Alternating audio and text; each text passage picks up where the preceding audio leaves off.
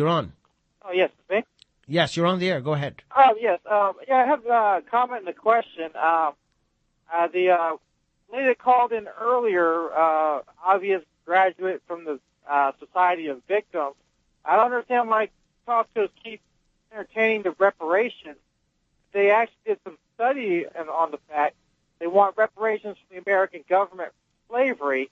But if they look at the slave trade, most blacks that were sold to the Dutch traders were captured by their own rival tribe members because it became more lucrative to capture your enemies, sell them, rather than get killed fighting them.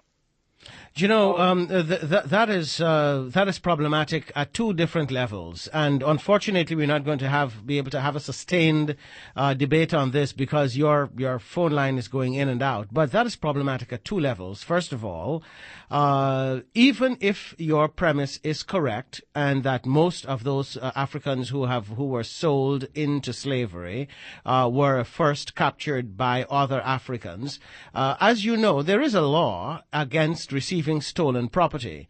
I cannot, if I steal a car, because remember we're dealing with human beings here, but these people were considered property at the time. If I stole a car and gave that car to you and you know that that car was stolen in the first place, it does not absolve you of responsibility and culpability for that crime. It simply makes you an accessory to the crime. But that apart, and since there is every reason to believe that your initial premise is highly questionable, while there are some persons who were sold into slavery who had been captured by other Africans, this is indeed true. Nevertheless, the whole notion of slavery as a crime against humanity has to do with the fact that wherever slavery existed, and regardless of who the individuals were responsible for perpetrating and perpetuating that crime, those individuals are liable and are culpable. That's the whole idea behind a crime against humanity, of which the transatlantic slave trade was arguably the most monumental, taking place over a period of several hundred years, and the proceeds and profits from that slave trade and the enslavement of millions of people, a total I think of about 12 million Africans were shipped across the Atlantic in that transatlantic slave trade. There has never been a crime on that scale or of those proportions or committed over such an extended period of time. Hold a second, and the principle of reparations is very well established as a matter of law. As you know, this country has actually paid reparations before.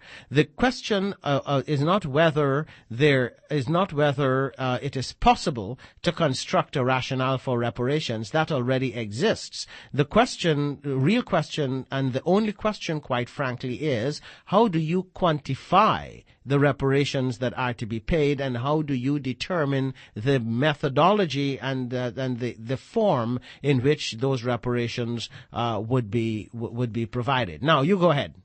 Okay. So basically, what I'm saying is, at what point do we stop acting like victims?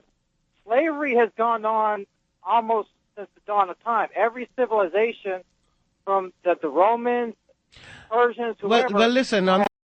On this question of at what point do we stop acting like victims, let us say, God forbid, that somebody should come into your house and should murder a member of your family, or should kidnap a member of your family and sell that person into, say, sexual slavery in some place, and that person in turn is impregnated, bears a child, and that child is also subjected to sexual enslavement, and so on. At what point in that process, assuming that 3 generations or 4 generations of your family, of someone who is kidnapped from your household and who is sold into sexual slavery and who is forced to bear children who themselves are sold into sexual slavery, at what point would you say those descendants of yours should stop behaving like a victim or stop thinking of themselves as victims? Well, it's kind of, in a way, apples and oranges. No, how so? Society has evolved to a certain stage where those things are not considered to be status quo. Those things have actually become illegal. Well, what things have actually become illegal? Well, the slave trade, everything else. So slavery has been outlawed in many countries. Uh-huh.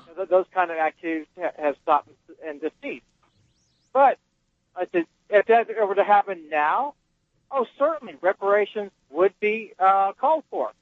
But to go back hundreds of years, exactly how far back would you have to go?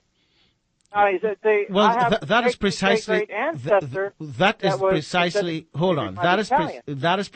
the question that I am asking. At what point? Well, it depends, as the Reverend James Montgomery used to say.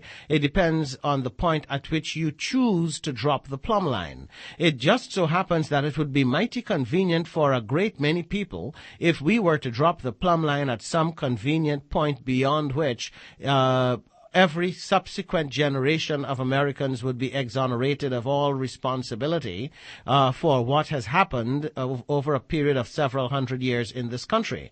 But the mere fact, I was just talking with Dr. James Parrott, for example, and he mentioned that here in New York State we have about 1.4 million people, one of every 7 people in New York who are unemployed.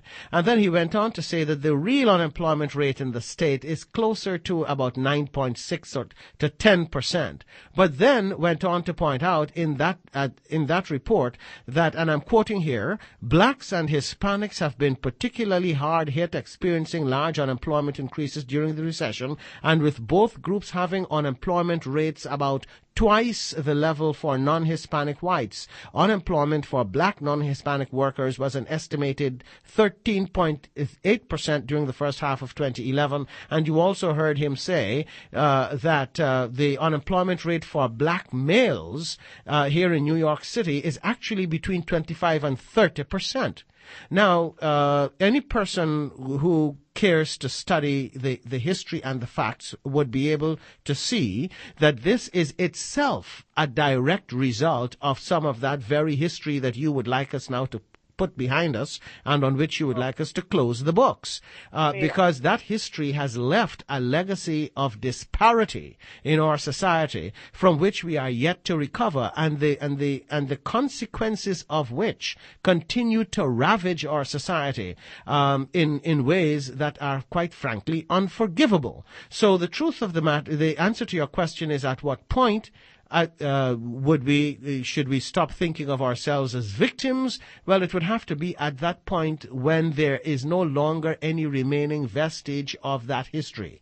And that point, I'm afraid, I have to tell you, is a long way off from now. So, I would just like to say that I am Hispanic and come from a family of immigrants, but, none of that makes a difference to the substance of the conversation, by the way. Well, you're bringing up percentage based on ethnicity. Yes, but it doesn't make a difference to the substance of the conversation.